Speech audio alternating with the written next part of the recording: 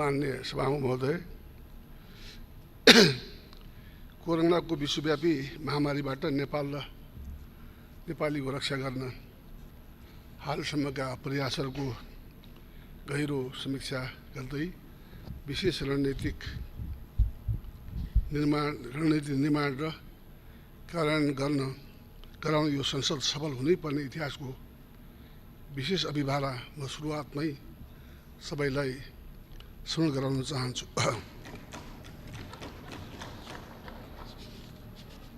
Corona virus अर्थात् COVID-19 का कारण संसारका विभिन्न देशमा जीवन गुमाएका नेपालीहरूप्रति श्रद्धाञ्जली अर्पण गर्दै परिवारजनमा संवेदना प्रकट गर्न चाहन्छु। साथै कोरोनाका कारण जीवन गुमाएका विश्वभरिका सबै मानवको आत्माको चिर शान्तिको कामना पनि गर्दछु। कोरोना संक्रमित भई उपचारार्थ नेपालभित्रका सबै नेपाली र विभिन्न देशमा रहेका 3000 भन्दा बढी नेपालीको शीघ्र स्वास्थ्य लाभको कामना पनि गर्दछु। पर्याप्त स्वास्थ्य सामग्री अभावका बावजुद उच्च मनोबल, उच्च मानवीय भावनाका साथ फ्रन्ट लाइनमा कार्य गरिरहनुभएका सबै आदरणीय स्वास्थ्य कर्मीहरूको उच्च कदर गर्दै सम्मान प्रकट गर्दछु। यसरी नै अहोरात्र जिम्मेदारी निभाइरहेका सुरक्षाकर्मी, सञ्चारकर्मी एवं सफाईको क्षेत्रमा निरन्तर कार्य गरिरहेका सरसफाईका कर्मीको प्रशंसा गर्दै श्रद्धा प्रकट गर्न चाहन्छु।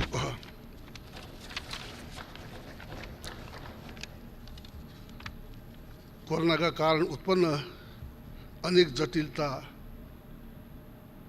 असीम धैर्यका साथ सामना गर्नुभएका स्वदेश र विदेशका समस्त नेपाली दिदीबहिनी दाजुभाइहरूको धैर्यको प्रशंसा गर्दै आजको परिस्थितिलाई संयम र एकताका साथ सामना गर्न यो सम्मानित सांसद मार्फत अपिल गर्न चाहन्छु।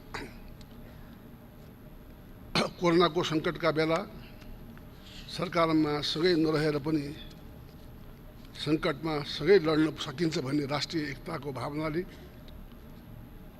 प्रतिपक्षी दल नेपाली काङ्ग्रेसले कार्य गरिरहेको छ।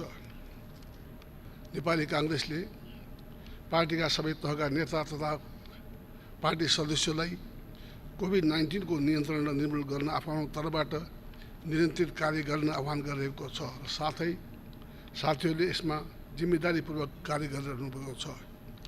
कोरोनाबाट नेपाल र नेपालीको रक्षा गर्ने विषयमा सरकारलाई हर सम्भव सघाउने तर व्यथिति भ्रष्टाचार र अन्यायवादी नीतिका विरुद्ध निरन्तर लड्ने यी दुई नीतिलाई हामी निरन्तरता दिनेछौँ।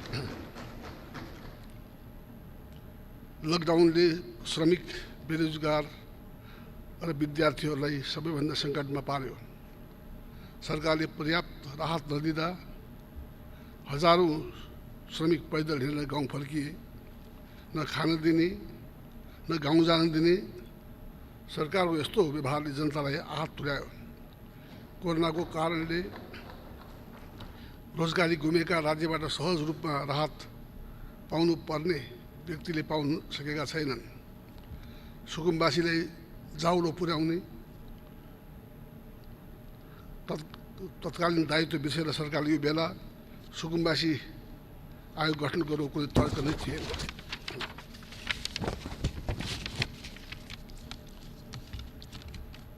श्रमिक, बेरोजगार, कृषक, डेरामा बस्ने विद्यार्थी, पत्रकार, मिडिया हाउस,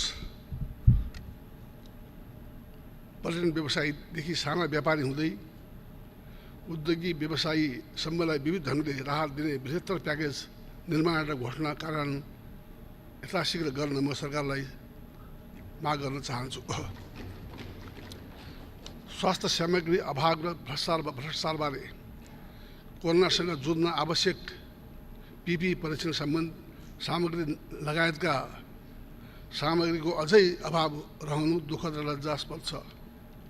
समयमै सामग्री प्रबन्धन नगर्नु, खरिद प्रक्रियामा पारदर्शिता नहुनु, बजार मूल्यभन्दा बढी रकम राज्य कोषबाट निकासा गराएर भ्रष्टाचार गरिनु अत्यन्तै गम्भीर र अक्षम्य छ।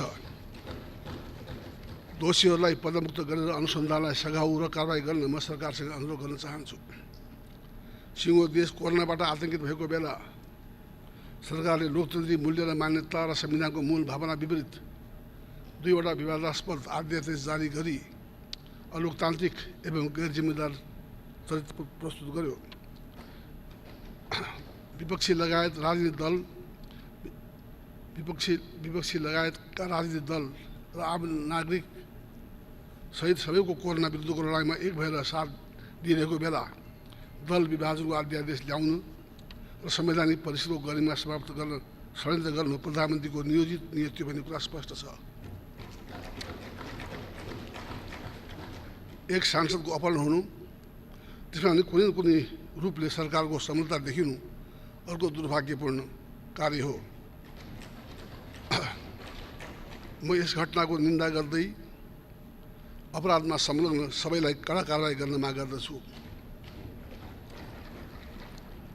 एकातर्फ कोरोनासँग लड्ने हाम्रो साझा दायित्व छ भने अर्कोतर्फ वर्तमान सरकारले नियोजित नियतबाट लोकतन्त्र र संविधानका विरुद्ध गरिरहेको घातबाट वर्तमान संविधान र लोकतान्त्रिक व्यवस्थाको रक्षा गर्नुपर्ने परिस्थिति पनि छ। म सरकार बाहिर रहेका राजनीतिक दल, सञ्चार माध्यम, बुद्धिजीवी र समस्त नेपालीहरूलाई यसबारे सजग र एकताबद्ध रहन यो सम्मानित सदस्य मार्फत अपिल गर्दछु। विश्वव्यापी रूपमै मानव जातिका समक्ष कोरोना रूपको ठुलो चुनौती देखा परेको छ। नेपाल पनि यस महामारीको अत्यन्त ज्यादा जोखिममा रहेको छ। सर्वत्र त्रासको व्यवस्था विद्यमान छ। यस्तो विषम परिस्थितिमा सरकारले कोभिड-19 को नियन्त्रण र निर्मूल गर्न विवेक समेत तरिकाले जिम्मेदार भई कार्य गर्नुमा सरकार यसमा पूर्ण रूपले असफल भएको छ। सरकारले नागरिकलाई आफू भएको अनुभूति गराउन सकेको छैन। महामारी विरुद्ध लड्न पूर्व तयारी, लकडाउनको बेलामा राहत, क्वारेन्टाइन, अस्पताल आदिको उचित व्यवस्थापन, स्वास्थ्य तथा सुरक्षाकर्मी लगायतका अग्रपन्थीमा काम गरेका व्यक्तिहरूको व्यक्तिगत सुरक्षा सामग्री, परीक्षण सामग्रीको आपूर्तिका कामहरू उचित तौरले भएका छैनन्। नेपालमा कोरोनाको पहिलो सङ्क्रमण देखिएको महिनौ बितिसक्दा पनि हालसम्म अत्याधिक रूपमा परीक्षण भइसक्नु पर्नेमा अत्यन्त न्यून सङ्ख्यामा परीक्षण भइरहेको छ। परीक्षण सामग्रीको विश्वसनीयतामा प्रश्न उठेको छ। विदेशका विभिन्न स्थानमा विदेशका विभिन्न ठाउँमा विचलीमा परेका नेपाली नागरिकको उद्धारको कुनै योजना छैन। कोरोनाबाट विभिन्न क्षेत्रमा उत्पन्न हुने नकारात्मक प्रभावको अध्ययन गरी तत्कालीन र दीर्घकालीन रणनीति बनाउन सकेको छैन। यस्तो अत्यन्त विषम अवस्थामा भ्रष्टाचारको विषयमा सार्वजनिक हुनु, सरकार लोकतान्त्रिक मूल्य मान्यता र संविधानको भावना विपरीत क्रियाकलापमा व्यस्त हुनु, सांसदको अपहरण हुनु र अवाञ्छित र अपराधिक गतिविधि कुनै पनि रूपले स्वीकार्य हुन सक्दैनन्। यी विषयहरूमा नेपाली काङ्ग्रेसले गम्भीरतापूर्वक लिनुका साथै अत्यन्त सूक्ष्म ढङ्गले विशेष गरी सरकारले शासन गर्ने राजनैतिक र नैतिक आधार गुमाइसकेको ठहर गरेको छ।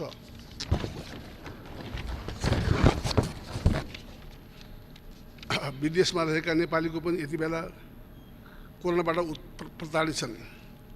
अप्ठ्यारोमा परेका नेपालीलाई उद्धार गर्न सरकारको कर्तव्य हो। यसबारेमा आवश्यक व्यवस्थापन योजना निर्माण गर्न र सम्मानित संसदमा यथाशीघ्र पेश गर्न र उनीहरूको उद्धार गर्न सरकारसँग माग गर्दछु। तर त्यसका निम्ति एकातिर विदेशमा अल्पत्र परेका नेपालीहरू नेपाल आउन चाहने नेपालमा ल्याउनु आवश्यक छ भने एकातिर छ भने अर्को कुरा नेपालभित्र उनीहरूलाई ल्याइसकेपछि क्वारेन्टाइनको व्यवस्था गर्न जबबाट महामारी अझ नफैलियोस् भन्ने हिसाबले त्यसको तयारी पनि कोही देखिएको छैन। त्यसै कारण चाहिँ नि जुन कुरा सबै देशमा बाट नेपाल आउन चाहने, नेपाल पठाउन खोजिरहेका छन्, त्यसमा पनि चाहिँ हामीले नेपाल एकातिर उनको नेपाल ल्याउन चाहनेहरू आउन चाहनेलाई ल्याउनु पनि परेको छ भनेदेखिलाई ल्याइसकेपछि उनीहरूलाई क्वारेन्टाइनमा राखेर होस् के गरेर होस् घरमा जथाभावी जान नदिएर उनको पनि कमसेकम आवश्यक क्वारेन्टाइनको व्यवस्था गर्न पनि आवश्यक छ। त्यसको लागि सरकारसँग म अनुरोध गर्न चाहन्छु। त्यस्तै अहिलेको बेला डिस्ट्यान्सिङ अति आवश्यक कुरा हो। डिस्ट्यान्सिङका लागि म पनि मेरो पार्टीका तर्फबाट सबैले अपिल गर्न चाहन्छु। डिस्ट्यान्सिङ नै यसको रोकथामको लागि आवश्यक कार्य हो। तर जेल जस्तो कुराहरूमा यति क्राउडेड छ, यति चाहिँ भएको छ, त्यसमा चाहिँ नि डिस्ट्यान्सिङको कुरै छैन। त्यसकारण जेलमा चाहिँ नि भएका नेपालीहरूको कुनै उचित व्यवस्थापन गरेर जेलमा परेकाहरूलाई उचित बरु कहाँ कहाँ सारेर हुन्छ, कुन कुन ठाउँमा राखेको हुन्छ, बिचमा राखेर हुन्छ, त्यसमा पनि ध्यान दिनुपर्ने आवश्यक थिएको छ। त्यस्तै आगामी बजेटमा सरकारले मुख्य प्राथमिकता कोरोना केन्द्रित हुनुपर्छ भन्ने मेरो स्पष्ट माग छ। आवश्यक सचेतना, अत्यावश्यक स्वास्थ्य सामग्री, अनिवार्य उपचार, विविध क्षेत्रमा पर्याप्त राहत, विदेशमा अप्ठ्यारोमा परेकाको उद्धार, पुनर्व्यवस्थापनमा अबको बजेट केन्द्रित हुनुपर्दछ। आशा एवं विश्वास छ आज सुरु भएको प्रतिनिधिसभाको बैठकले कोरोनामाथि विजय हासिल गर्न आवश्यक पर्ने सबै अत्यावश्यक कदमहरूबारे मार्गदर्शन, राष्ट्रिय एकतालाई अभिवृद्धि गराउन सक्नेछ भन्ने विश्वास लिएको छु। धन्यवाद। जय नेपाल। माननीय श्री सुभाष चन्द्र नेमवाङ।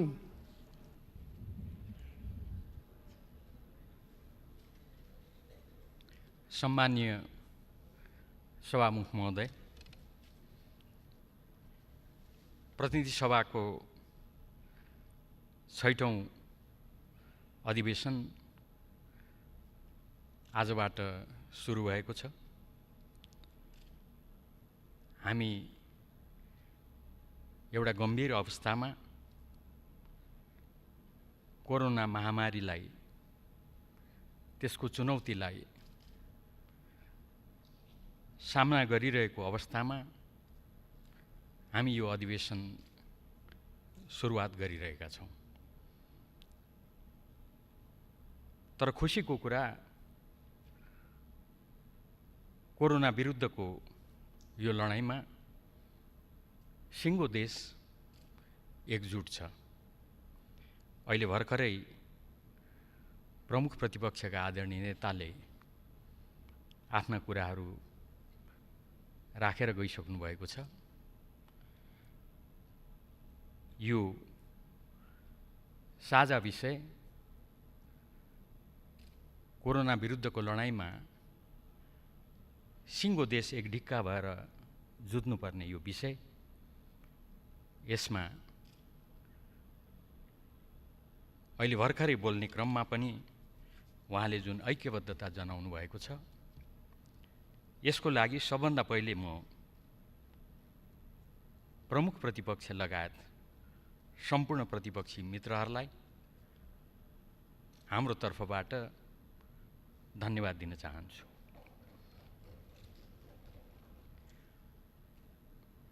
कोरोनाको पृष्ठभूमिमा जुन लकडाउन लगाइएको छ, त्यो बाध्यता हो, आवश्यकता हो।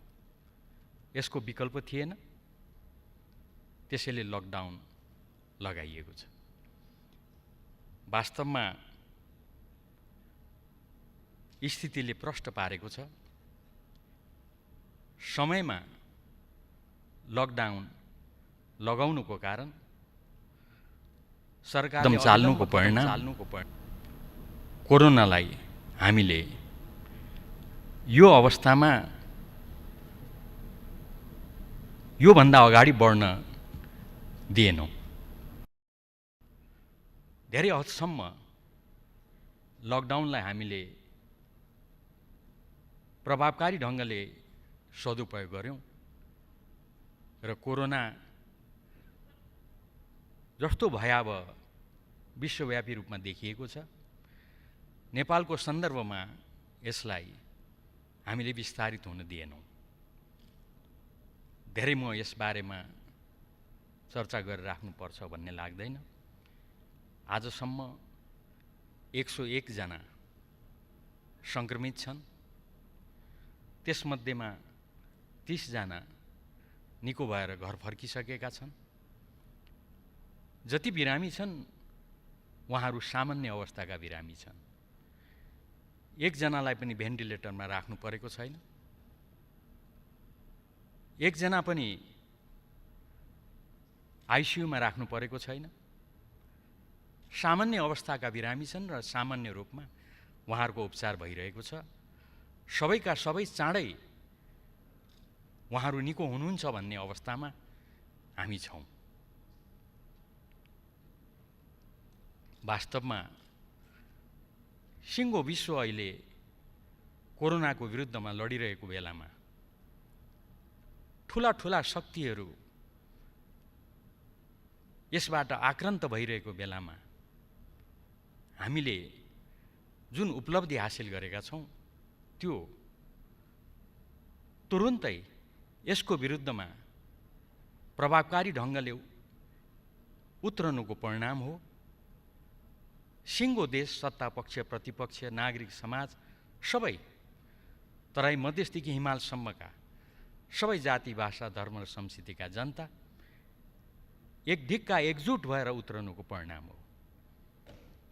त्यसैले यो 6औं अधिवेशन प्रारम्भ भइरहेको यो घडीमा म हाम्रो तर्फबाट, हाम्रो संसद दलको तर्फबाट म सरकारलाई धन्यवाद दिन्छु।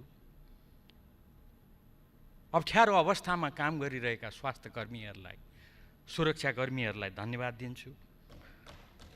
सञ्चारकर्मी लगायत सम्पूर्ण नागरिक समाजलाई धन्यवाद दिन्छु।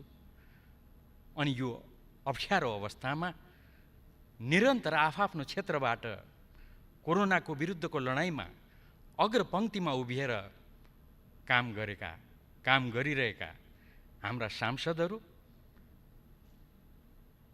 प्रदेश सभाका हाम्रा मित्रहरू, स्थानीय तहका हाम्रा जनप्रतिनिधि मित्रहरू सबैलाई हामी हाम्रो तर्फबाट हार्दिक धन्यवाद दिन चाहन्छौँ। वास्तवमा अहिलेको जुन यो बेला छ, अवस्था छ, जुन अवस्थामा यो 6औं अधिवेशन सम्पन्न हुन गइरहेको छ, विवादै छैन। कोरोना नै सबैभन्दा मुख्य हाम्रो विषय रहन्छ। यो अधिवेशनले त्यसलाई सम्बोधन गर्नु छ। कोरोनाको विरुद्धको लडाइँलाई प्रभावकारी ढङ्गले अझै सञ्चालन गर्नको लागि एउटा आधार तयार गर्नु छ। यसले जति क्षति पुर्याएको छ त्यसका विविध पक्षको सन्दर्भमा यसले त्यसलाई सम्बोधन गर्ने सन्दर्भमा यसले राम्रो आधारहरू तयार गर्दै अगाडि बढ्नु छ र यस कार्यमा विवादै छैन। यस संसदका सम्पूर्ण राजनीतिक दलहरू एक ठाउँमा उभिनुहुन्छ भन्ने कुरामा विवाद छैन। त्यसको लागि म आग्रह गर्न चाहन्छु।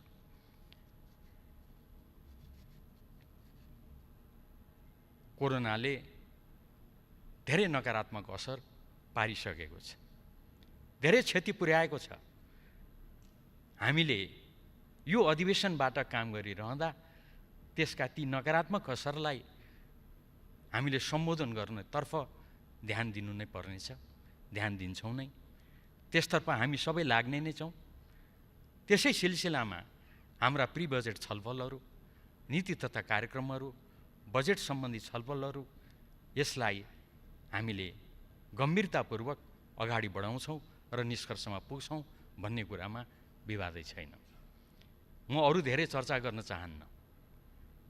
अरू योदेखि बाहेकका अरू थुप्रै कामहरू छन्, तर प्राथमिकता त कोरोना नै हो, यसमा विवाद छैन। तर प्राथमिकता त्यो हुँदाहुँदै पनि विगतका अधिवेशनहरूमा संसदमा विचाराधीन, समितिमा विचाराधीन रहेका कतिपय विधेयकहरू यसपटक हाम्रो प्राथमिकता कोरोना हुँदाहुँदै पनि ती विधेयकहरूलाई टुङ्गोमा पुर्याउनु छ। अध्यादेश सम्बन्धी विधेयक जुन आजै यहाँ पहिलो बैठकमा प्रस्तुत भएको छ, केही अध्यादेशहरू खारेज भएका छन्। त्यो अध्यादेश खारेज भएको कारणले त्यसले जुन कानुनी व्यवस्थालाई संशोधन गरेको थियो त्यो संशोधन गरिएको कानुनी व्यवस्थालाई फेरि जगाएर यथावत गर्नुपर्ने अवस्था छ। यस सम्बन्धमा काम गर्नु छ। यस बारेमा अघि नै सम्बन्धित मन्त्रीजीहरूले आफ्नो प्रस्ताव पेश गरिसक्नु भएको अवस्था छ। योदेखि बाहेक अन्य विषयहरू पनि छन्।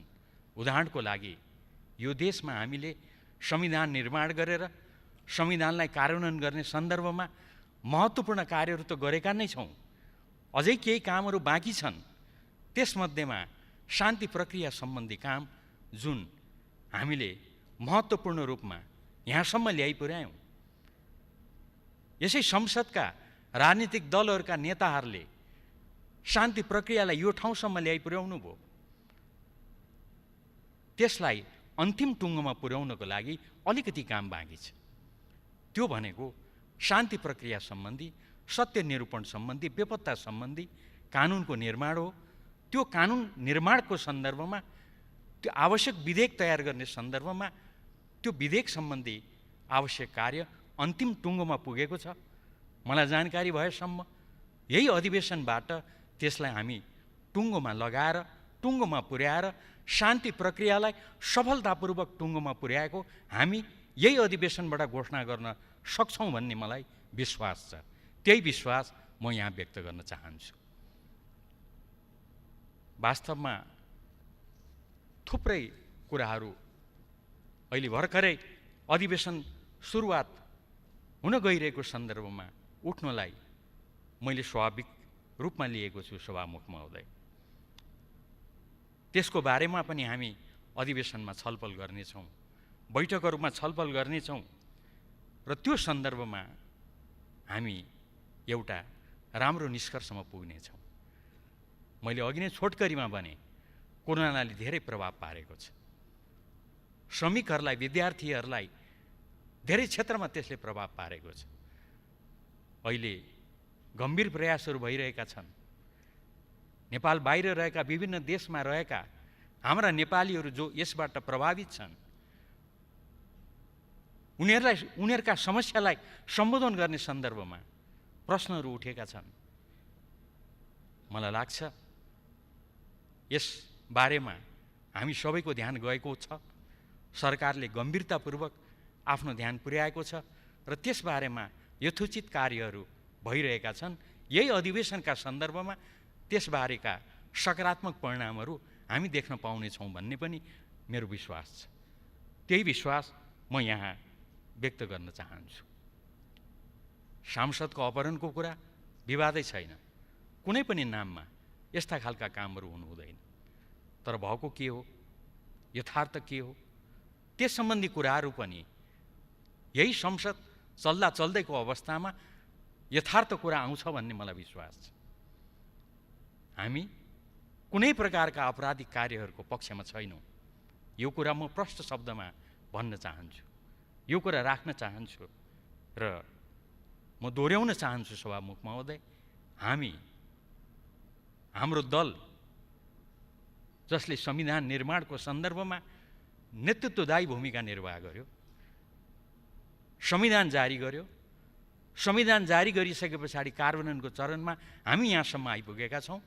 त्यो संविधान देश र जनताको हितमा, देश र जनताको पक्षमा त्यसलाई कार्यान्वयन गर्दै अगाडि बढ्नुपर्छ। यसको लागि सिङ्गो देश सबै राजनीतिक दलहरू एक ठाउँमा उभिनुपर्छ। यसको लागि हामी आवश्यक भूमिका निर्वाह गर्नको लागि तयार छौँ भन्ने कुरा पनि म यहाँ राख्न चाहन्छु। यति कुरा राखेर अहिले हामी एउटा अप्ठ्यारो चुनौतीपूर्ण अवस्थामा रहेको हुनाले यस सन्दर्भमा हामी सबै एक ठाउँमा उभिएर यो समस्यालाई सम्बोधन गर्ने सन्दर्भमा हामी अझै पनि एकजुट भएर अगाडि जानुपर्ने अवस्था रहेको तर्फ सभामुख महोदय विनम्रतापूर्वक म आग्रह गर्दै त्यसतर्फ एकजुट भएर अगाडि बढ्न सकौँ।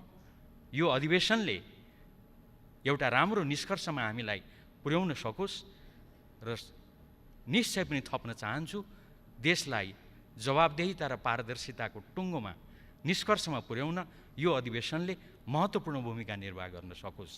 यसमा हाम्रो भूमिका रहन्छ, हाम्रो सहयोग रहन्छ।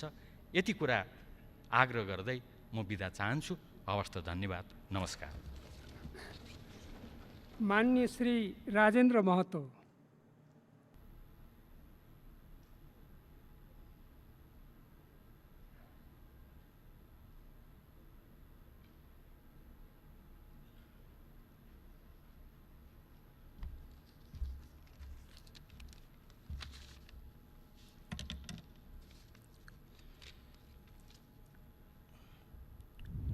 सम्माननीय सभामुख महोदय,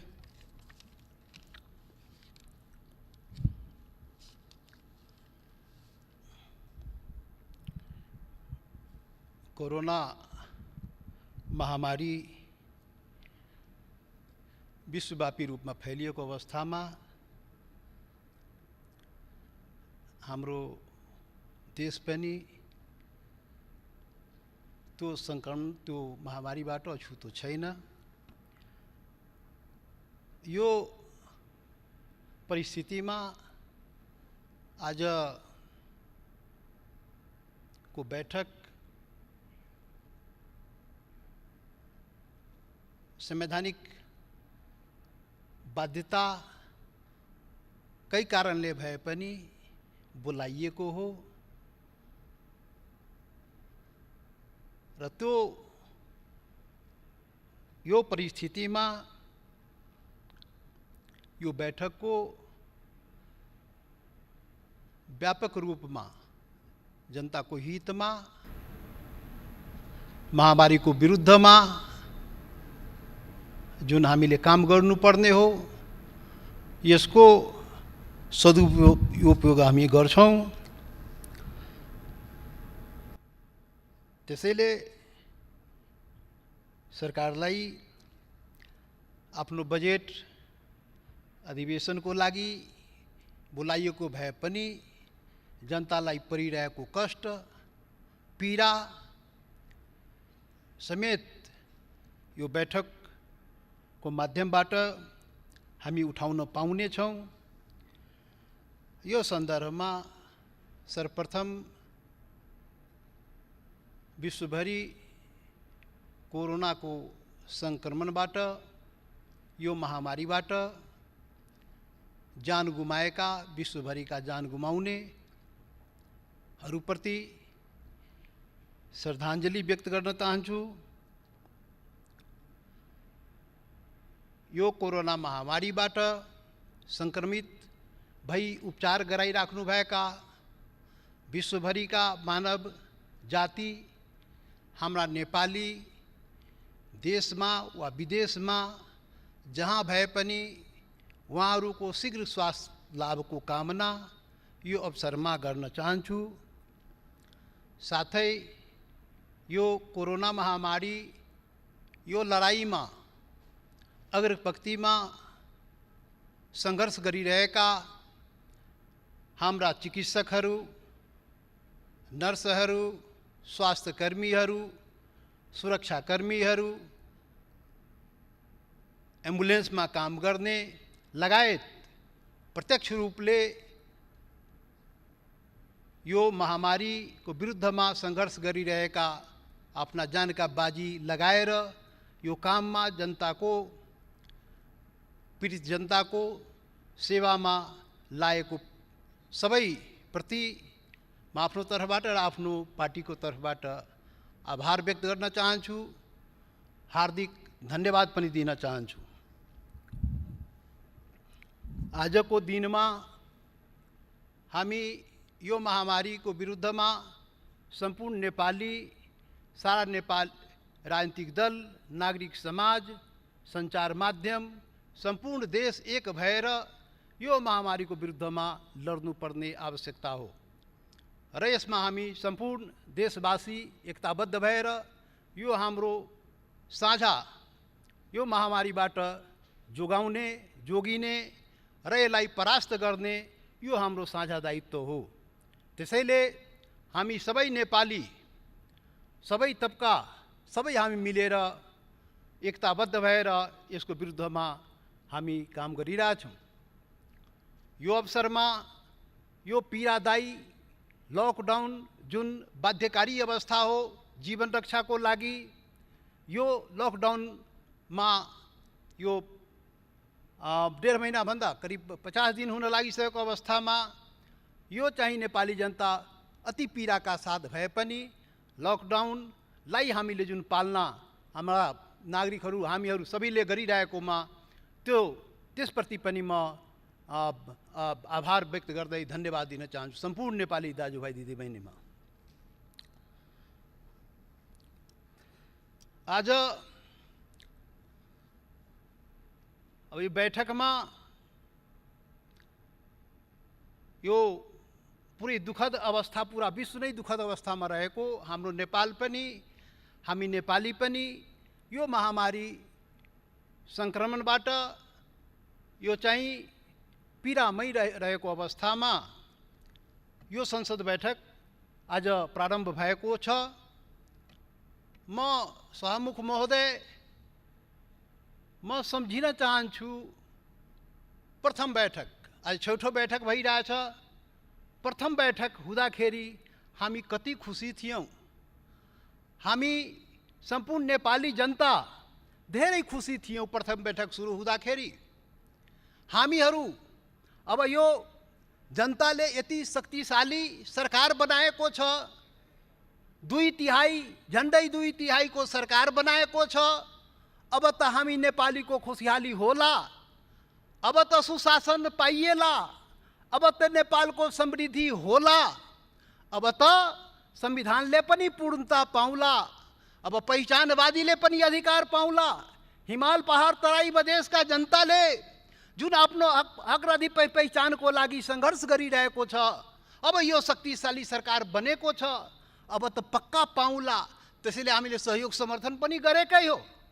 सभामुख महोदय, आज छैठौँ बैठक हुँदाखेरि यो महामारीबाट सारा दुनियाँ र नेपाल र नेपाली समेत पीडित हुँदाखेरि आज प्रश्न उठेको छ। आज प्रश्न उठाउन मन लागेको छ सभामुख महोदय, नेपाली जनताले के पाए? आज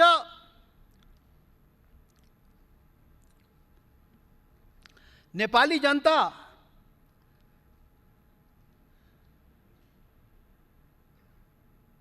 यो शक्तिशाली सरकारबाट के पाए? यो एउटा मात्रै यो प्रश्न उठाउन मन लागेको छ।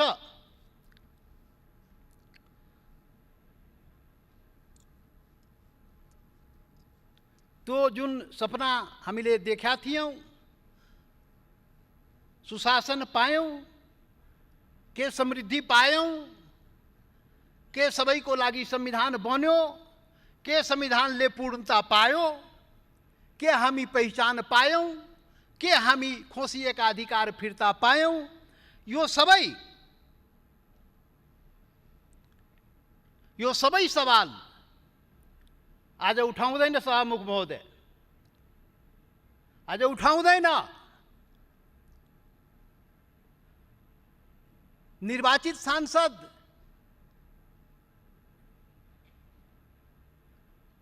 लाई किन रिहाई भएन? उठाउँदैन। रेशम चौधरी किन रिहाई भएन? उठाउँदैन।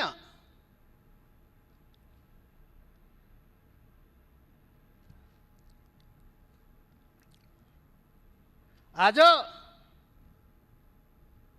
केही कुरा उठाउँदैन। आज एउटा मात्रै कुरा उठाउन मन लागेको छ।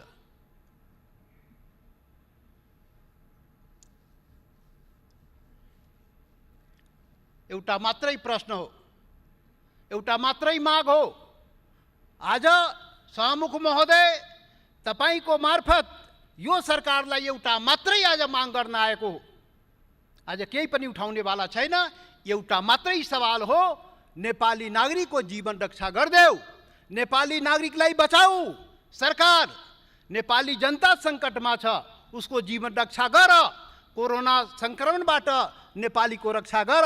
यो एउटा मात्रै आज म उठाउन खोजेको। आज बाँकी सवालहरू आज म उठाउँदैन सभामुख महोदय। सभामुख महोदय, अब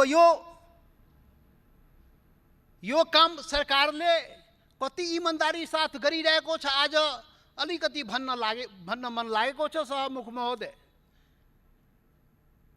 अब जनताको जीवन कता रक्षा होला, कता उसले राहत पाउला, उपचार पाउला, यहाँ त मानवता विरुद्धको अपराध समेत सरकारले गरिहाले सभामुख महोदय। जनता त्राहिमाम, उता पद पाऊ पद बचाऊ, त्यसको लागि अध्यादेश ल्याऊ, रातारात पार्टी विभाजन गर। यो के हो? यो महामारीको बेलामा जनता जोगाउनु पर्ने, जनता बचाउनु पर्ने, सारा ऊर्जा त्यसमा लाउनु पर्नेमा सरकार के गरिरहेको छ? के हो यो? सभामुख महोदय, यो रातारात जुन आयो अध्यादेश, दुईवटा अध्यादेश के को लागि आयो? लोकतन्त्रलाई बलियो पार्न आएको हो, देशमा स्थिरताको लागि आएको हो, पार्टी पद्धतिलाई बलियो पार्न आएको हो, के गर्न आएको? पार्टी फुटाउने रे? के हो यो? लोकतन्त्रलाई कमजोर गर्ने रे? जनता महामारीबाट मरिरहेको छ, पीडित छ, खान पाएको छैन, उपचार पाएको छैन, स्वास्थ्यकर्मीले सुरक्षा स्वास्थ्य सामग्री पाएको छैन, र यहाँ त अर्कै धन्दा पो भइरहेछ त। सरकारले अर्को पो धन्दामा लागेको छ सभामुख महोदय। अनि पार्टी फोड्ने, सांसद चोर्ने, यही हो यो धन्दामा? जनताको चाहिँ पीडा कम हुन्छ? अपहरण गर्ने, सांसद अपहरण गर्ने, गराउने, के हो यो? अनि अपहरणकारी के हो यो कारवाही गरिदेऊ भनेर जाँदाखेरि निवेदन नलिने, सूचना नलिने, जाहेरी नलिने, जहाँ जानु छ त्यहाँ जाने भने सुरक्षा निकायबाट जवाब पाउने।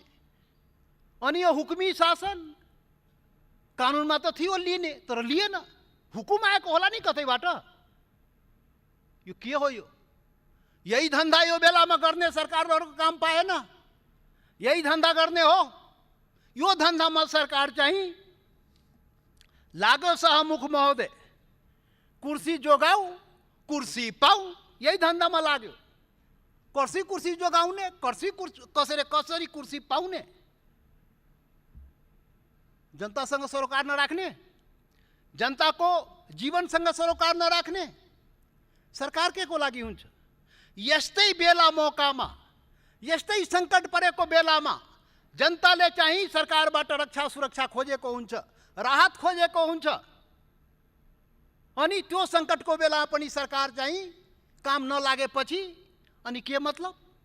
काम न काजको 2/3 शक्तिशाली सरकार जनतालाई पीडा पुर्याउनलाई जनताले भोट दिएको हो।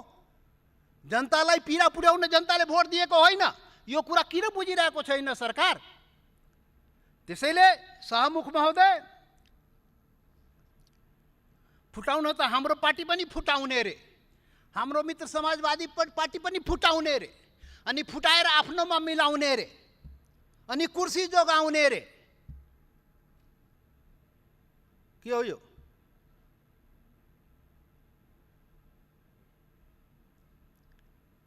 सरप्राइज, रातारात सरप्राइज, ओभरनाइट पार्टीलाई पनि थाहा नभएको रे।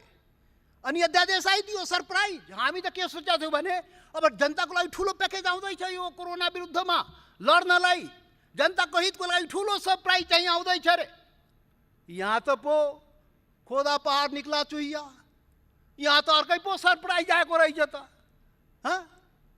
कुर्सी बचाउने, कुर्सी पाउने, अनि पार्टी तोड्ने, फोड्ने, चोर्ने, अपहरण गर्ने, यस्ता यस्ता काम त हामीले पनि यस्तो सरप्राइज नेपाली जनतालाई चाहिएको छैन। यस्तो सरप्राइज पीडा पुर्याउने सरप्राइज, काम न काजको हामीले पनि सरप्राइज देखाइदिउँ ल।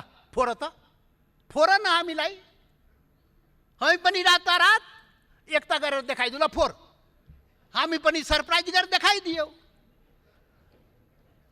त त्यही हो। त्यसैले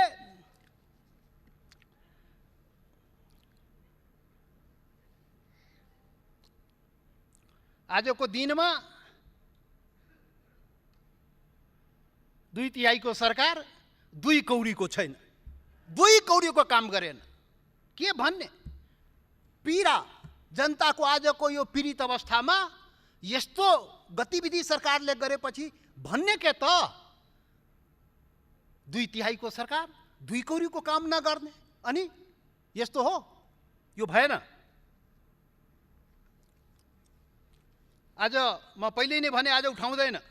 आज संविधान संशोधन कुरा पनि उठाउँदैन, आज अधिकारको कुरा उठाउँदैन, के उठाउँदैन? आज तो भ्रष्टाचार कुरा पनि उठाउँदैन। औषधि किन्नेमा अहिले अवस्थामा के अरे महामारीको बेलामा पनि भ्रष्टाचार रे, त्यो पनि उठाउँदैन। निर्मला पन्तको बलात्कारीले ल्याउ, त्यो पनि उठाउँदैन। वाइट बडीमा के गर्यो त्यो पनि उठाउनेवाला छैन। आज सुन काण्डमा के भयो त्यो पनि उठाउँदैन। आज ल घर घरमा ग्यासको नल्ली पुग्यो, पाइपलाइन पुग्यो, त्यो पनि उठाउँदैन। उठाउँदैन, केही पनि नउठाउने, केही पनि माग्दैन। क्षमता नभएको, एजेन्डा नभएको सरकारसँग के माग्ने? के माग्ने? केही नमाग्ने। दिन पनि के सक्छ? गुन्डा लगाएर अपहरण गर्छ, अनि विपक्षीलाई तह लगाउने रे, कुन बेला कसलाई मुद्दा लगाएर भित्र हाल्दिन्छ ठेकानै छैन। फेरि यस्तो छ। त्यसैले यो सरकारले कुर्सीको लडाइँ गर्न जान्छ है, यो त्यसमा चाहिँ सिपालु। कुर्सी चाहिँ पाउने, कुर्सी जोगाउने, त्यसमा चाहिँ बडा सिपालु छ। त्यो त बडा रातोरात गर्दो रहेछ त। यस्तो यस्तो काम चाहिँ अब यो सरकारलाई हामीले, विपक्षीले लोकतन्त्र मान्ने हट भनेर हामीले भन्नै सक्दैन। त्यो त पार्टी जानुन्, उहाँको पार्टी जानुन्। हामीलाई सरकारको हामीले गर्न सक्ने काम होइन त्यो। तर हामी चाहिँ यो रोस्टमको प्रयोग त गर्न सक्छौँ। लकडाउन भएकोले सडकमा त बोल्न पाइएन, तर यहाँ त बोल्न पाइन्छ नि त। के गर्यो सरकारले भन्न सक्ने अवस्था हो। त्यसैले आज एउटा मात्रै कुरा उठाउने, केही पनि न कुरा उठाउने, एउटा मात्रै कुरा उठाउने, त फेरि म सरकार सभामुख महोदय, सरकारको कानमा पुगोस्, जनता जोगाइदेऊ, जनता बचाइदेऊ, यो महामारीबाट जनतालाई राहत देऊ। तो गरिब निमुखा जो रोजगारी गरेपछि खान पाउने हो, त्यसले खान पायो कि पाएन उसको बालबच्चा? ध्यान गयो? आदेश फरमान जारी हुन्छ, तो काम भयो कि भएन? गाउँमा हिमाल पहाड तराई मधेसमा काम भयो भएन? भयो त अनुगमन, भयो सोधखोज, फुर्सदै छैन। कहाँ हुन्छ? त्यो सुरक्षाकर्मीले, त्यो देशभरिको के भन्छ यो स्वास्थ्यकर्मीले त्यो सामग्री पाएन? त्यो जाँच अब हेर्नुहोस् न। अब यो के भन्छ भने यो सङ्क्रमणबाट अहिले हाम्रो के अरे सत्तापक्षका नेताजी यहाँ भन्नुभयो, सभामुख महोदय, अब यति मात्रै न हो 100 कि कति रे 101 न हो सङ्क्रमित। अरे कतिको जाँच गर्यो? कतिको जति विदेशबाट आयो त्यतिको पनि जाँच गर्यो सरकारले? 50औं दिन भइसक्यो, अनि छैन। यो त व्यापक रूपमा जाँच हुनुपर्ने होइन र? अनि व्यापक रूपमा जाँच भए पो पत्ता लाग्छ त कति हो होइन। एउटा परिवारबाट 17वटा निस्किन्छ, जाँचै नगर्ने। अनि कछुवाको गतिमा चाहिँ यो चाहिँ के अरे कोरोना टेस्ट चाहिँ गर्ने, अनि छैन भने पिठी थपथपाउने। यो भएन। यो गतिविधि, यो धन्दा ठिक भएन। व्यापक रूपमा परीक्षण हुनु पर्यो, अनि त्यसबाट पो थाहा हुन्छ त। हामी सांसद हिजो चाहिँ टेस्ट गरायौँ, छैन रे, के अरे कुनै सांसदमा निस्किएन रे। अब भोलिदेखि के भन्छ, जनताले क्षेत्रमा बोलाउँछ नि त, जानु पर्यो नि त। अनि जनताको तपाईँ जाँचै नगरिदिने, अनि त्यो सांसद त्यो गाउँमा क्षेत्रमा घुम्दाखेरि कोरोना बाँट्ने। किनभने हाम्रा कुन सङ्क्रमित थाहै छैन भनेपछि यो जाँच नगरिकन त हुँदैन नि, जाँच त गर्नु पर्यो नि। त्यसैले सरकारले गर्नुपर्ने काम गरिरहेको छैन। अनि यो अवस्थामा सरकारसँग मेरो आग्रह हो, यो चाहिँ सरकारले गरिदिनु पर्यो।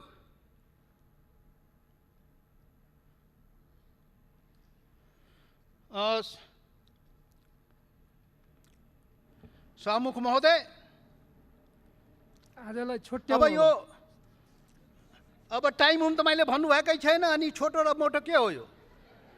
अब आफ्नो कुरा त राख्नै पाउनुपर्छ नि। अब 50 दिनपछि अब लकडाउनमा मुखमा पनि ताल लाएर बस्नुपर्ने थियो, बल्ल त बोल्न पाइएको छ। त्यसैले सभामुख महोदय, यो चाहिँ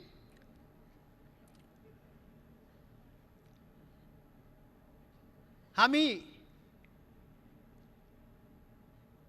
एक भयौँ, त्यो चाहिँ जनता समाजवादी पार्टीको रूपमा जनताले विकल्प खोजिरहेको छ। किनभने तपाईँहरूले राम्रो काम गरे सरकारले, सभामुख महोदय, त्यसले जनताले विकल्प खोजिरहेको छ। यो मुलुकमा एउटा विकल्प खोजेको छ, वैकल्पिक शक्ति खोजेको छ। त्यो शक्ति निर्माण प्रक्रियामा हामी लागेका छौँ। त्यो शक्ति चाहिँ त्यो वैकल्पिक लोकतान्त्रिक शक्ति, एउटा पहिचानवादी, अधिकारवादी, सुशासन र समृद्धि चाहने जनताको जमात यहाँ विकल्प खोजिरहेको छ। फायर्ड बुलेट फेरि फायर हुँदैन। जनताको 2/3 ल्यायो, केही न केही फायर्ड बुलेट, टायर रिटायर र रिजेक्टेड माल काम लाग्दैन। त्यसैले विकल्प चाहियो। विकल्प दिनलाई हामी अगाडि बढेका छौँ। यो मुलुक बहुराष्ट्रिय राज्यको स्थापना गर्नु छ, सामुदायिक समाजवाद, सामाजिक न्याय स्थापना गर्नु छ, संविधान सबैको लागि बनाउनु छ, हिमाल पहाड तराई मधेस सबै जनताको देश बनाउनु छ, मधेसी दलित जनजाति मुस्लिम थारू लगायत सबैको मुलुक, सबैको अधिकार त्यो गर्नु छ। त्यसैले त्यसको लागि जनतालाई विकल्प चाहिएको छ र त्यो विकल्प जनताले पाउँछ। हामी सांस्कृतिक यो नस्लीय राष्ट्रवादलाई पनि मेटाउनु छ, खोखला राष्ट्रवादलाई पनि मेटाउनु छ, एकल जातीय अहङ्कारवाद नस्लीय राष्ट्रवादलाई मेटाउनु छ र सम्पूर्ण नेपालीको डिग्निटीको, नेपालीको स्वाभिमानको चाहिँ रक्षा गर्नु छ।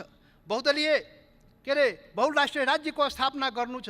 यी कामहरूको लागि एउटा वैकल्पिक शक्ति निर्माणको लागि हामी अगाडि बढेका छौँ। सभामुख महोदय, यो अवसरमा अब धेरै त भन्नु भएन। अब अन्तमा म सभामुख महोदय, म एउटा कुरा के भन्न खोजेको भने, यो कोरोना भनेको मजाक होइन है, यो महामारी हो। यो चाहिँ छैन भनेर त्यो चाहिँ त्यति भनेर पुग्दैन।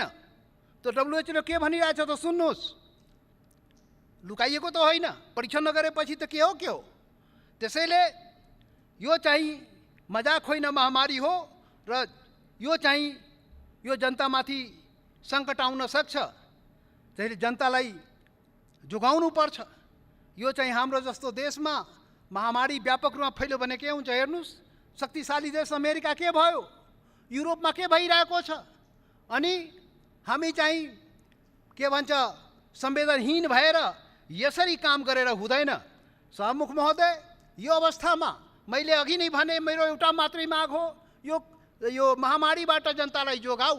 हाम्रा जनता विदेशमा छन्, रोजीरोटीको खोजीमा, कामको खोजीमा लाखौँ हाम्रा नेपाली बाहिर छ।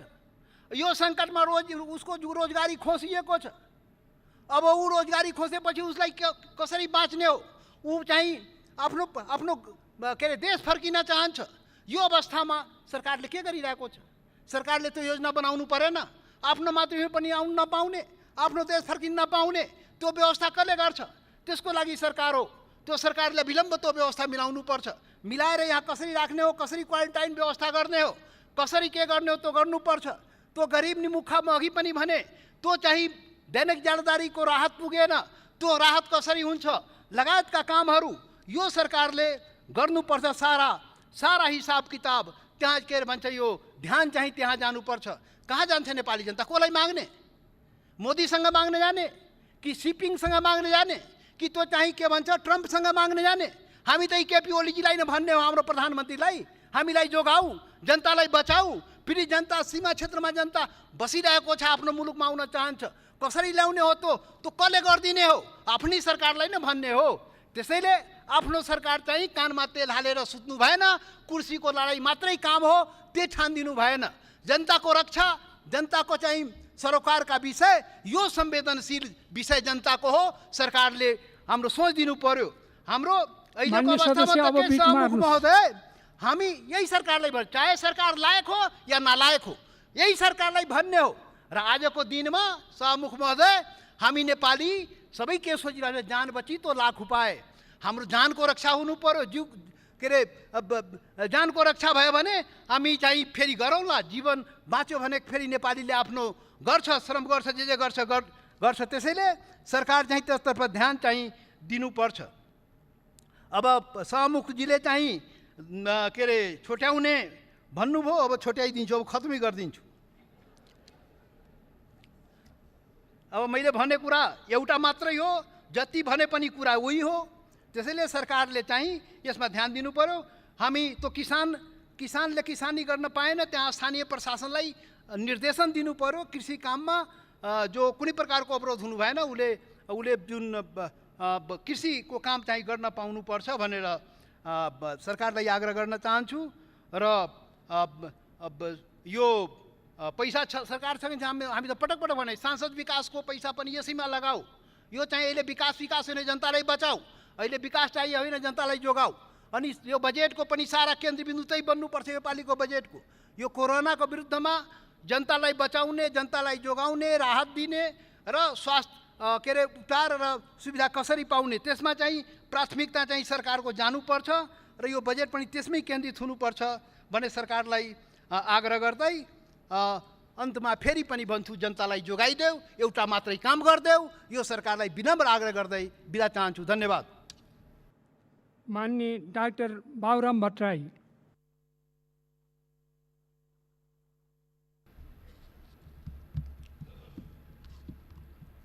सम्मानीय सभामुख महोदय,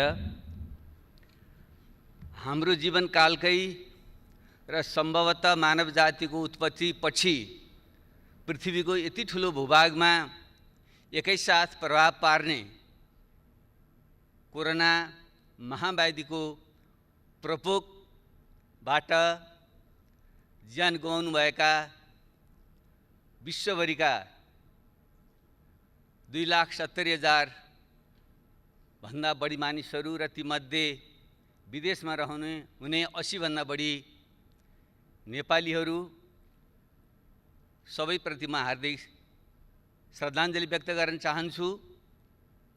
र यो महाव्याधिको क्रममा अग्रपङ्क्तिमा रहेर आफ्नो भूमिका निर्वाह गर्नुहुने स्वास्थ्यकर्मीहरू, सुरक्षाकर्मीहरू, सञ्चारकर्मीहरू, सफाईकर्मीहरू र खाद्यान्न लगायतका अत्यावश्यक वस्तु आपूर्ति गर्न अहोरात खट्ने सम्पूर्ण व्यक्तिहरूप्रति म हार्दिक सम्मान व्यक्त गर्न चाहन्छु, धन्यवाद भन्न चाहन्छु।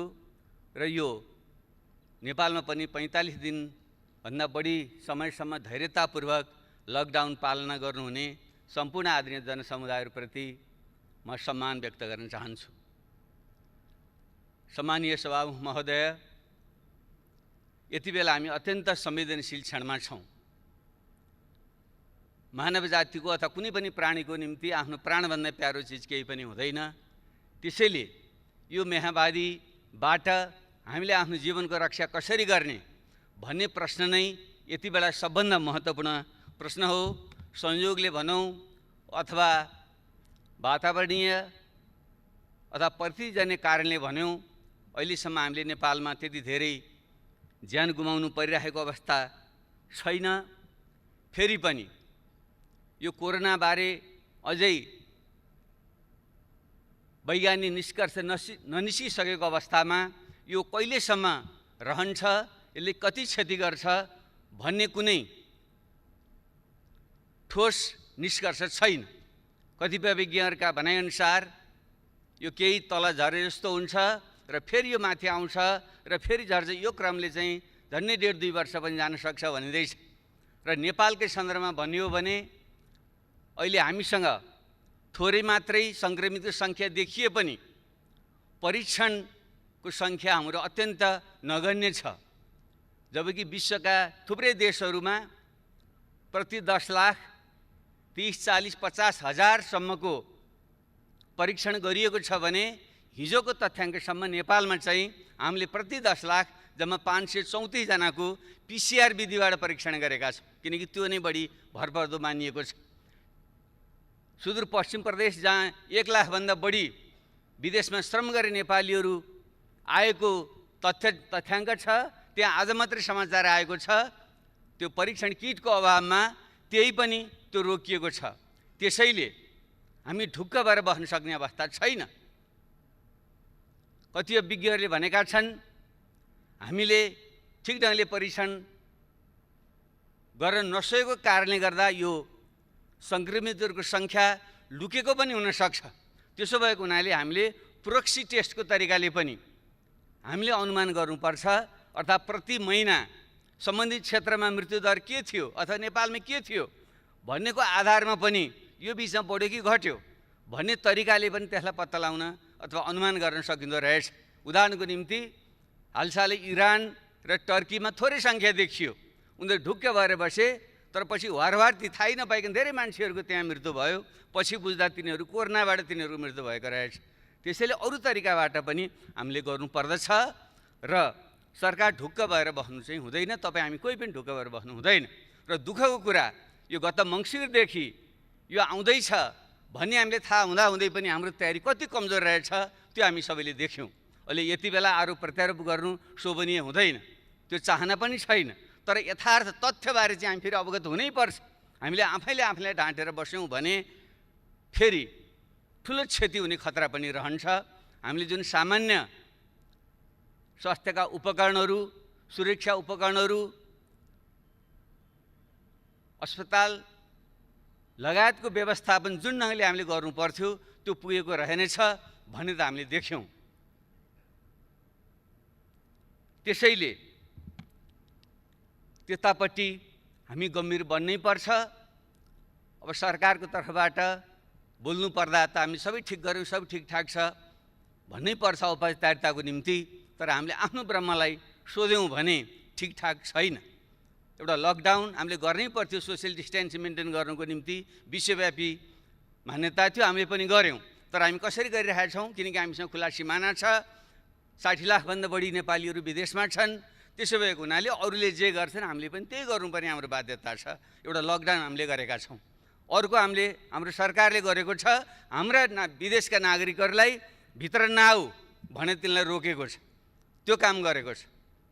त्योदेखि बाहेक अरू त्यति सन्तोषजनक ढङ्गले चित्त बुझाउने ठाउँ छैन। यसबारे चाहिँ सरकारको ध्यान पुग्नेछ भन्ने म विश्वास दिलाउन चाहन्छु। अब केही धेरै विस्तारमा नगइकन म अलिकति यही विषयमा कहाँ मात्रै ध्यान आकर्षण गर्न चाहन्छु भने एउटा हामी गम्भीर बन्नै पर्ने विषय, हाम्रा जुन विदेशमा श्रम गर्न बाध्यतावश श्रम गर्न गएका नागरिकहरूको ठुलो सङ्ख्या छ, उनीहरूको अत्यन्त विचलितको अवस्था छ। म सोसियल मिडियामा पनि सक्रिय हुन्छु। त्यसै गर्दा मलाई रातिसम्म कहिले माल्टाबाट फोन आउँछ, कहिले मध्य अमेरिकाबाट फोन आउँछ, कहिले मलेसियाबाट फोन आउँछ, कहिले भारतको गुजरात र गोवाहरूबाट फोन आउँछ। हामी अल्पत्र पऱ्यौँ। त्यहाँको सरकारले भन्छ तिमीहरू जाऊ, जस्तै गोवाको सरकारले अस्ति मात्रै सूचना जारी गरेर तिमीहरू हिँड यहाँबाट, हामी रेल ल्याउँछौँ, त्यहाँ बसेर तिमीहरूको सिमानासँग पुर्याइदिन्छौँ भनेको छ। तर हाम्रो सरकारले त्यसबारे चाहिँ ठोस निर्णय गर्न सकेको छैन। मैले त्यसलाई सेयर पनि गरेको थिएँ, सरकारले पक्कै पनि थाहा छ यो विषयमा। तर उनीहरू अहिले पनि अल्पत्र परेर बसेका छन्। आज मात्रै एउटा भिडियो भाइरल भएको छ, तपाईँहरू सबैले हेर्नुभएको होला। एकजना डाक्टरले सेयर गर्नुभएको भिडियोलाई मैले ट्विटरमा पनि सेयर गरेको थिएँ। त्यो सुनौँ, सबैले सुनौँ, हेरौँ एकचोटि। त्यसबाट पनि हाम्रो आत्मा पग्लिएन, आँखाबाट आँसु आएनन् भने हामीले आफैलाई सोध्नुपर्छ, हामी मानवभूमि होइनौँ। एउटा नेपालीले हात जोडेर भनिराखेको छ कहाँ जाउँ, म जाने ठाउँ छैन, बस्न देऊ भनिराखेको छ। उसलाई त्यहाँ हप्काइएको छ, हामीले बोलेर आएको हो, तिमी आफै आऊ, हामीले कसरी पाल्न सक्छौ, जान्छौ जाऊ भनिराखेको छ। ऊ बिचरा हात जोड्यो भने चाहिँ म कहाँ जाने ठाउँै छैन। यस्तो नेपालीहरूको यस्तो अवस्थामा हामीले सब ठिकठाक छ भनेर भन्न मिल्छ? यो यथार्थ हो। यो त्यसैले ती 60 लाखभन्दा बढी विदेशमा रहने नेपालीहरूमध्ये अनुमान गरिँदैछ 1/4 त पक्कै पनि उनीहरू विस्थापित हुन्छन्, किन मध्य पूर्वमा ठुलो त्यहाँ पनि महामारीको समस्या छ। त्यसबाहेकै आर्थिक मन्दी छ, तेलको भाउ गिरेको छ, त्यो कारणले गर्दा रोजगारी गुमेर 15-20 लाख नेपाली यो वर्षभित्र नेपाल फर्कनेवाला छन् र प्रत्येक वर्ष थपिने 5 लाख नेपाली युवाहरूको बेरोजगारी त्यहाँ थपिँदा तिनको व्यवस्था हामीले ठिक गर्न सकेनौँ भने के हुन्छ? त्यतापट्टि अहिले नै ध्यान दियोस् भन्ने म आग्रह गर्न चाहन्छु। तिमीहरू नआऊ भनेर सुख पाइँदैन। हाम्रो संविधानले भनेको छ कोही पनि नेपालीलाई देश निकाला गरिने छैन। यो त देश निकाला गरे जस्तो नआऊ भन्नु त्यही हो नि। हाम्रो संविधानको धारा 45 त्यही भन्छ। उताबाट जाऊ भनेको छ, हामी नआऊ भनेका छौँ। त्यो हाम्रो आफ्नै अनागरिक बनाउने हामीले। त्यसले यो विषयमा गम्भीरतापूर्वक ध्यान दियोस् र जो बेरोजगार बनेर हाम्रो युवाहरू यहाँ आउँदैछन् तिनीहरूको व्यवस्था के गर्ने हो भन्ने विषयमा रातो दिन हामी लाग्नुपर्ने आवश्यकता छ। त्यतापट्टि ध्यान दियोस्। र यो बिचमा केही अरू पनि गम्भीर प्रकृतिका कमजोरीहरू भए। जो ज्याला मजदुरी गरेर खाने मान्छेहरू थिए, जो अस्थायी मजदुरी गर्ने मान्छेहरू थिए, तिनीहरूको सङ्ख्या भनिन्छ। हाम्रो करिब 72 लाख त्यस्ता श्रमिकहरूमध्ये 60% अस्थायी प्रकृतिका श्रमिकहरू छन्। अर्थात् 40-50 लाख त्यस्ता अस्थायी प्रकृतिका श्रमिकहरू जो गाउँबाट विस्थापित भएर सहर पसे र हामीले कुनै व्यवस्था नगर्दाखेरि उनीहरू रुँदै रुँदै गर्भवती महिलाहरू कुन बेहाल अवस्थामा रुँदै उनीहरू गाउँ फर्के तपाईँ हामी सबैले देखेका छौँ। अनि के त्यतापट्टि हाम्रो कर्तव्य बन्दैन? सरकारको कर्तव्य बन्दैन? हामीले त्यसबारे के गर्यौँ? तिनीलाई सम्बन्धित ठाउँमै व्यवस्था गर्न सक्नु पर्थ्यो। नसके तिनीहरूलाई स्थानीय तहसँग समन्वय गरेर हामीले व्यवस्थापन गरेर पठाइदिनु पर्थ्यो। हामीले त्यो देख्यौँ, ठुलो हामीले हेरेर बस्यौँ। यहाँ विपन्न नागरिकहरू, अपाङ्गता भएका मानिसहरू, वृद्धहरू, अशक्तहरू, उनीहरूको निम्ति जुन हामीले सुरक्षा भत्ताको सामाजिक सुरक्षाको व्यवस्था गर्नु पर्थ्यो, गर्न सकेका थिएनौँ। तर यही बेलामा यति बेला हामीले गर्न सक्नु पर्थ्यो। कमसेकम हामी स्थानीय तह छ र अहिले स्कुल कलेजहरू बन्द छन्, शिक्षकहरू छुट्टीमा बसेका छन्। त्यसलाई मात्रै परिचालन गरेर सबै राजनीतिक दलहरू सर्वदलीय एउटा संयन्त्र बनाएर प्रत्येक टोलमा खटाउने हो भने अहिलेको सञ्चारको युगमा पैदलै हिँडेर जानु पनि पर्दैन, ठाउँमा पुग्नु पनि पर्दैन।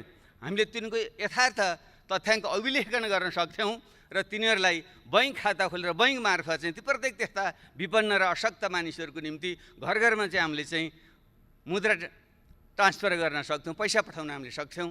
त्यतापट्टि पनि हाम्रो ध्यान गएको छैन र यो समस्या सहजै हल हुनेवाला छैन। अर्कोतिर हामीले देखिरहेका छौँ जुन साना मध्यम व्यवसायहरू हुन्, खास गरी पर्यटन लगायतका क्षेत्रहरू उनीहरू बन्द छन्। श्रमिकहरूले ज्याला पाएका छैनन्। त्यो कसले दिने हो भन्ने विषयमा अलमल छ। उनीहरू हामी दिन सक्दैनौँ भनेका छन् र सरकारले खासै तिमीहरू आफै देऊ भनेको छ। अनि यसको चाहिँ हामीले छिटो व्यवस्था गऱ्यौँ भने के हुन्छ?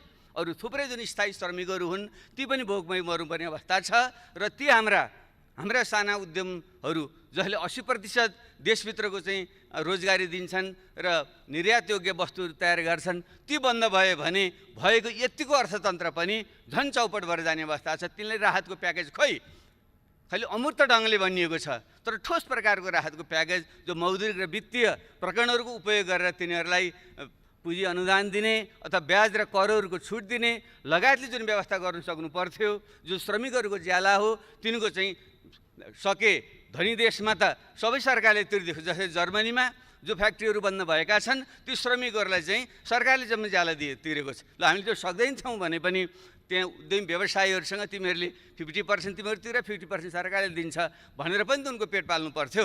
तपाईँ हामीलाई लाज लाग्नु पर्दैन? हामीले पनि त लकडाउनको बेलामा हामीले सदन हाम्रो बन्द गरेर हामी बस्यौँ। तपाईँ हामीले चाहिँ पुरै तलब भत्ता हामी खाने, तर श्रमिकले चाहिँ नपाउने। अनि तपाईँ हामीले आफूलाई चाहिँ कम्युनिस्ट समाजवादी लोकतन्त्रवादी भन्न मिल्छ? त्यसले यस्ता संवेदनशील विषय बाँकी छन्, ध्यान पुगोस्। कृषि प्रधान देश यस्तो सङ्कटको बेलामा सबभन्दा ठुलो विषय भनेको खाद्य सुरक्षा हो। अहिले यसले हामीले सिकाउने सबभन्दा ठुलो पाठ हामी आफ्ना कृषिजन्य वस्तुहरू, दुग्ध पदार्थहरू, फलफुलहरू हामीले उठाउन नसकेर, ल्याउन नसकेर, वितरण गर्न नसकेर त्यो कुहिएर बसेको छ र यता चाहिँ सहर बजारमा चाहिँ भाउ बढेर किनेर खाइसक्नु छैन। यसको व्यवस्था हामीले गर्न सक्दैनथ्यौँ भने यसमापट्टि पनि हाम्रो ध्यान चाहिँ पुगेको छैन। उत्पादन, सङ्कलन, वितरणको चाहिँ हाम्रो नेटवर्क के रहेछ यो त राम्रैसँग उदाहरण यो। अनि यसबाट पाठ सिकेर युद्ध स्तरमा हामी लाग्नु पर्दैन, त्यतापट्टि हाम्रो ध्यान पुगिरहेको छैन। र शिक्षा झन्डै 64 लाखभन्दा बढी विद्यार्थीहरू अहिले लकडाउनमा बसिरहेका छन्। युवावस्थाको जुन उनीहरू कलिलो उमेर हुन्छ, उनीहरूले ठिक ढङ्गले ओरिएन्टेसन गरिएन भने उनीहरूमा मनोरोगहरू आउने बढी गम्भीर खतरा पनि रहन्छ। अलि सम्पन्न हुनेहरूले त डिजिटल प्रविधिको प्रयोग गरेर उनीहरूलाई भुलाएका छन्, पढाएका छन्। त्यो गरिब र मध्यम वर्गका मानिसहरू हुन् जहाँ चाहिँ टेक्नोलोजीको पहुँच छैन, त्यहाँ उनीहरू चाहिँ यदि लामो समय त्यत्तिकै खाली बस्नु पर्दा ती युवाहरू युवती हाम्रा छोराछोरी नानीहरूको चाहिँ अवस्था के होला, त्यसको हामीले के व्यवस्था गर्दैछौँ। अझ उल्टै अन्यथा नमान्नु होला, मैले मिडियामा सुनेको छु हाम्रो शिक्षा मन्त्रीले खुलेको भोलिपल्टै परीक्षा हुन्छ भनेर आतङ्कित जस्तो बनाइराख्नु भएको छ। के परीक्षा लिने बिचरा, उनीहरू आफै मनोरोगले चाहिँ ग्रसित हुने खतरा उनीहरूलाई भइसक्यो। त्यसैले म त सुझाव दिन चाहन्छु, SEको जुन परीक्षा छ त्यो लिन आवश्यकतै छैन।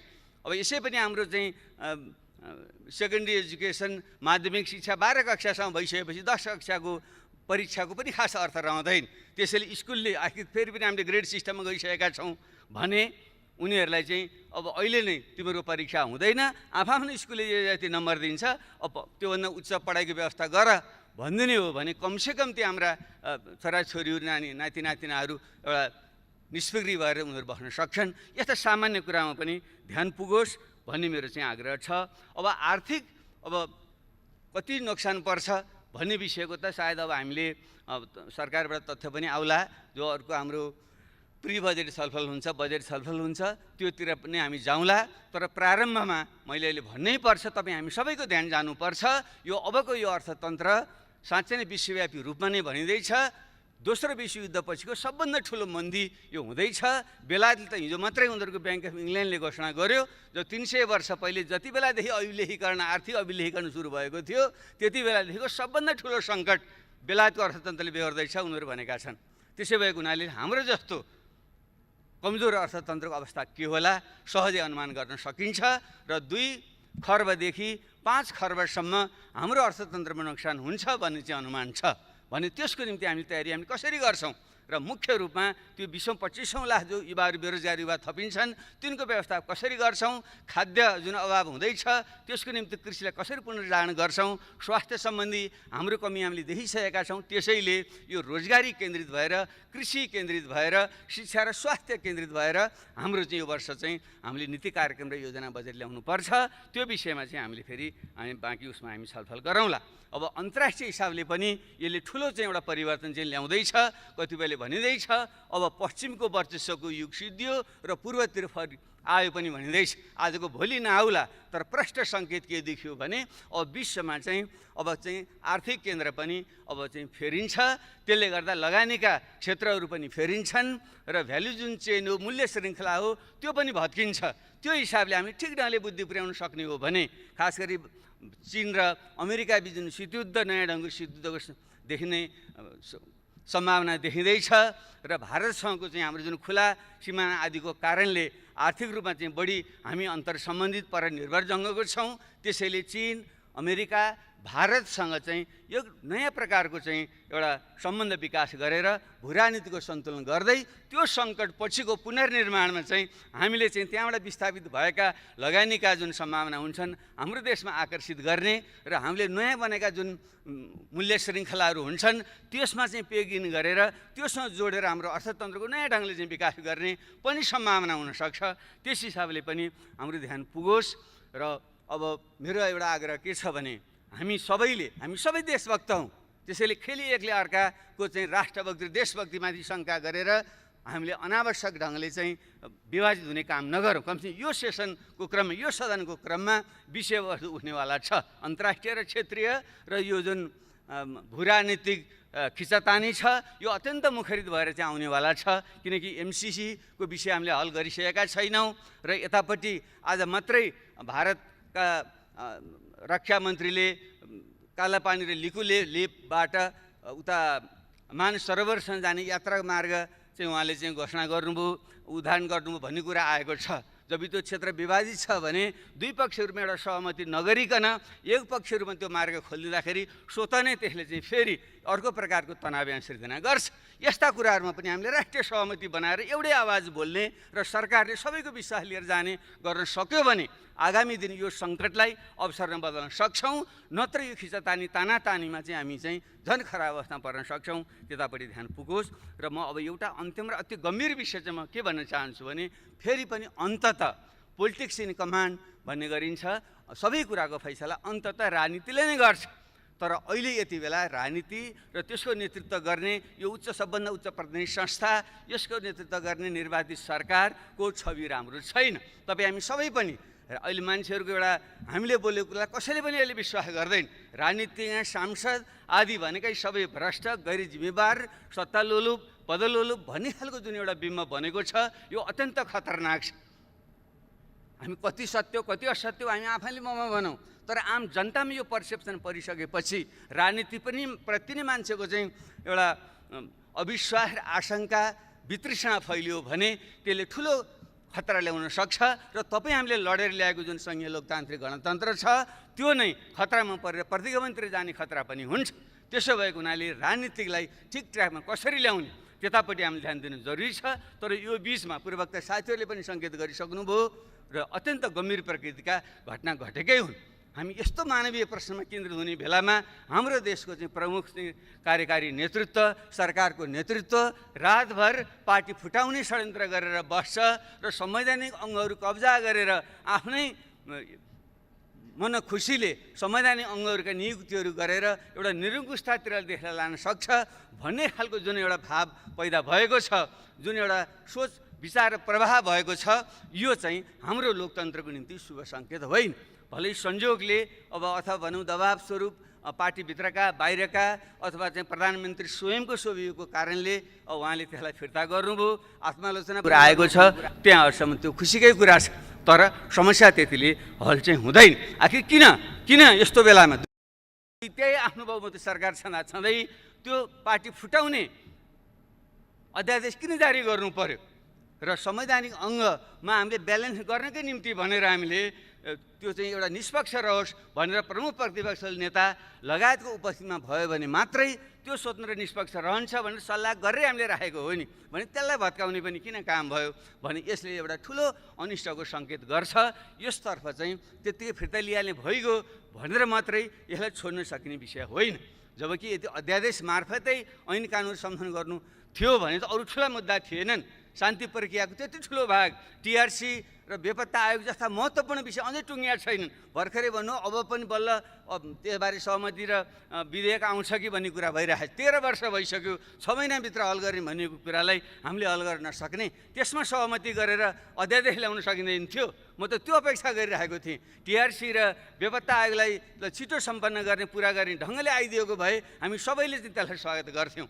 त्यसरी नै संवैधानिक आयोगलाई अझै जुन हाम्रो चाहिँ अङ्गहरू कमजोर भएका छन् तिनलाई बलियो बनाउनुको निम्ति अझ जनलोकपालै ल्याउँ भन्ने गरेर चाहिँ एउटा अध्यादेश ल्याउन खोजेको भए हामी सबैले समर्थन गर्थ्यौँ।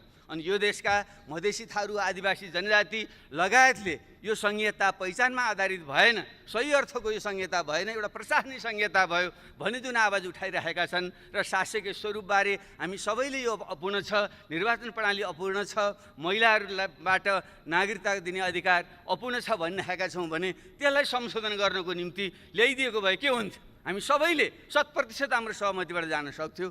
त्यसैले यसरी जुन एउटा उल्टो दिशातिर जुन राजनीति प्रवाह हुन खोजेको छ यो अत्यन्त गम्भीर छ र यसलाई विशेष ढङ्गले ध्यान दियोस् भन्ने म आग्रह गर्न चाहन्छु।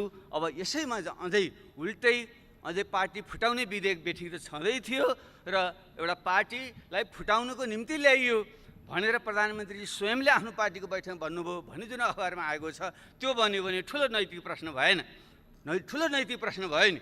एउटा देशको प्रधानमन्त्री सबैको अभिभावक हो, यो लोकतन्त्रको रक्षक हो नि, प्रमुख रक्षक। यदि उसैले अर्को पार्टी फुटाउनलाई मैले यो अध्यादेश ल्याएँ भन्नुभएको हो भने त गम्भीर प्रश्न हो नि, त्यहाँदेखि यो नैतिकताको विषय भन्दैन।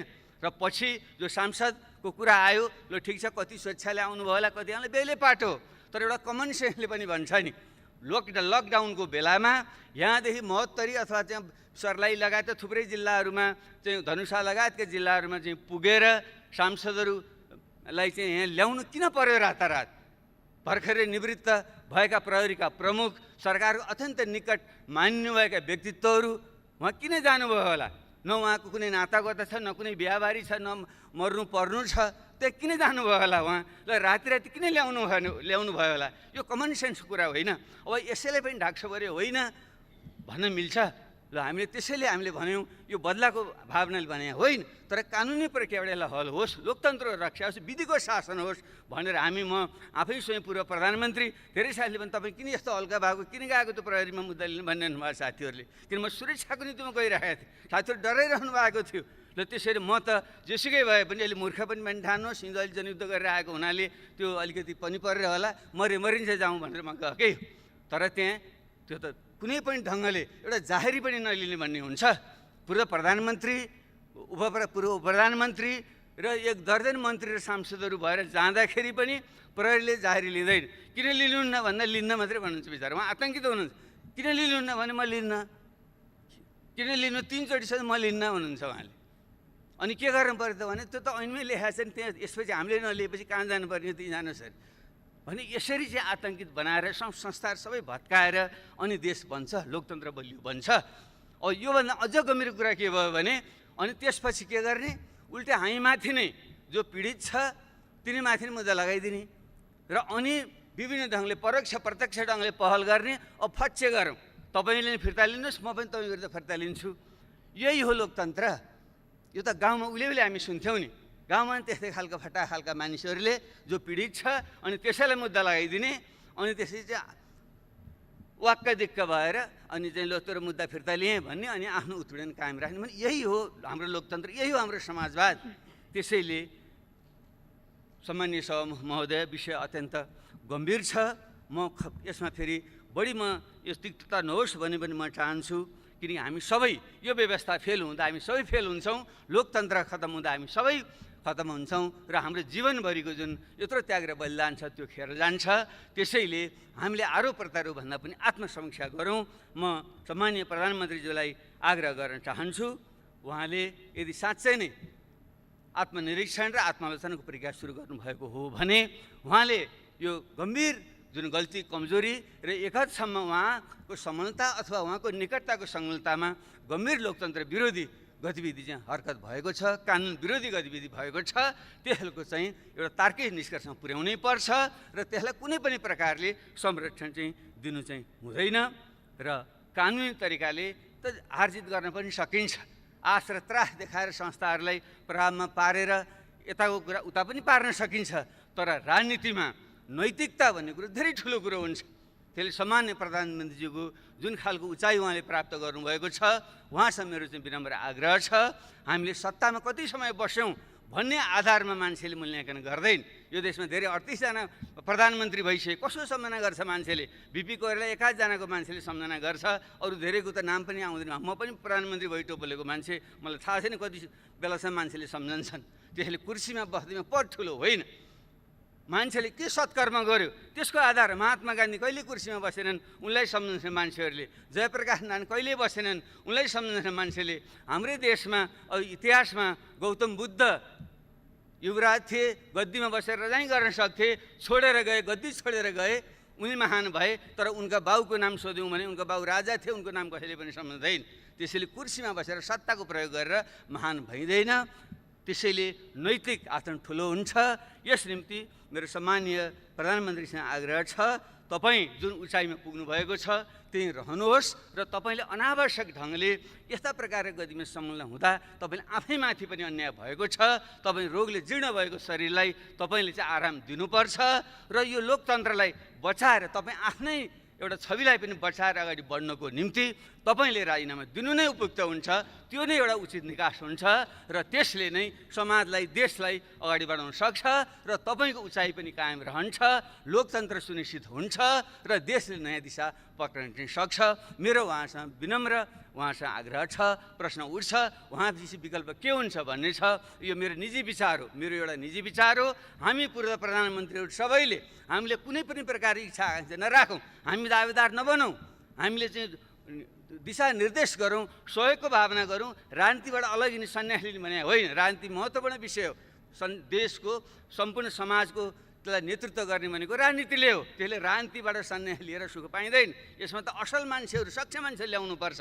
तर हामी 60-65 उमेर नाइसकेका मान्छेहरूले लोभ नगरेर अब प्रत्यक्ष कार्यकारी भूमिकामा हामी नरहने अथवा प्रधानमन्त्रीको दावेदार हामी नबन्ने र हामीले अरूलाई सघाउने, नयाँ पुस्तालाई अगाडि ल्याउने, पुस्तान्तरण गर्ने दिशातिर हामी गयौँ भने देशले निकास पाउँछ, राजनीतिक निकास पाउँछ, लोकतन्त्र सुनिश्चित हुन्छ।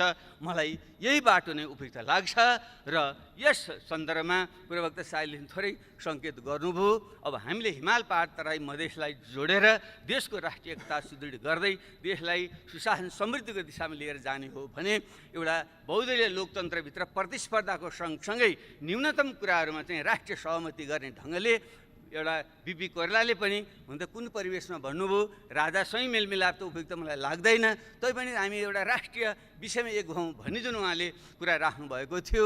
त्यसैले बिपी कोइराला, पुष्पलाल, रामराजा प्रसाद सिंह उहाँहरूको जुन हामीले सम्मान गर्छौँ, उहाँ कुनै ठुला पदमा धेरै समय बसेर होइन। बिपी पनि त 18 महिना बस्नुभयो, पुष्पलाल कहिले पनि सत्तामा बस्नु भएन, रामराजा प्रसाद सिंह पनि त्यो एकचोटि राष्ट्रिय पञ्चायतमा स्नातकबाट निर्वाचित हुनु बाहेक उहाँ पनि कहिले पनि सत्तामा चाहिँ कहिले पनि रहनु भएन।